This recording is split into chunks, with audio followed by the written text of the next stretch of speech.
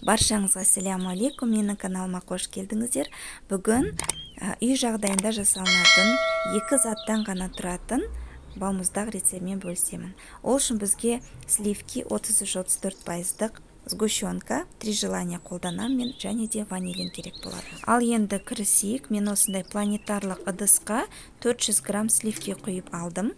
Енді 100-120 грамм сгущенное молоко құямыз. Өзіңіз қалауыңыз бойынша ванилин қоссаңыз болады, қоспасаңыз да болады. Енді ол әр адамның өзінің қалауына қарай. Маған сливочный ванильный дәм ұнайды, сондықтан мен кішкене ванилин қостым.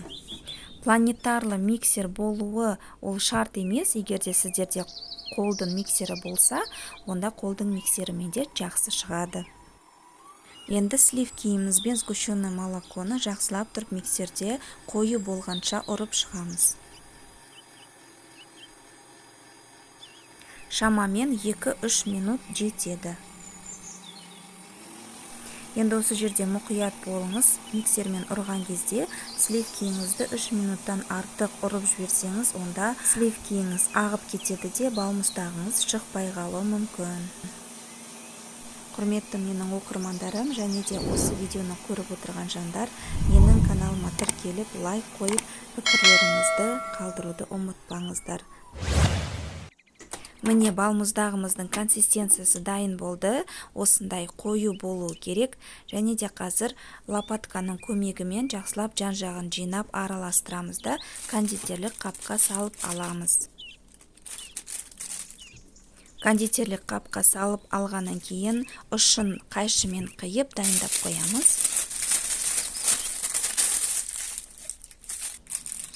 Дайын болған консистенцияны мен осындай арнайы балмұздаққа арналған гелевый формаға салдым, және де осындай таяқшаларды қолдандым.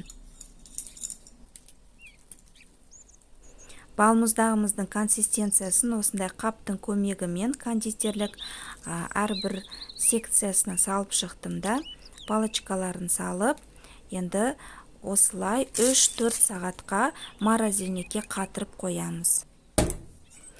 Егерде сіздерде бұндай форма болмаса, ол ешқандай да проблема емес. Бұның орнына қарапайым контейнерге салып қатырсаңыздар да болады. Менде осындай эскимоның формасымен 6 штук жасадым.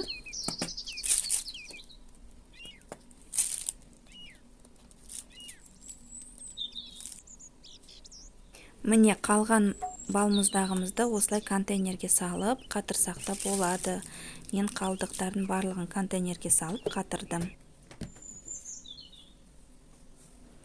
Міне дайын болды. Мен балмұздақты 2 сағатқа салып қатырдым. Негізі сіздерге 3-4 сағатқа қатыруды кеңес етемін. Сол кезде балмұздақтарыңыз сондай қатты болып тұрады.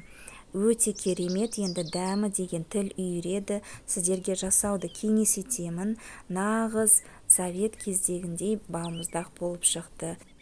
Міне контейнердің ішінде де балмұздақ осындай болып шығады. Өте дәмді, өте керемет балмұздақ.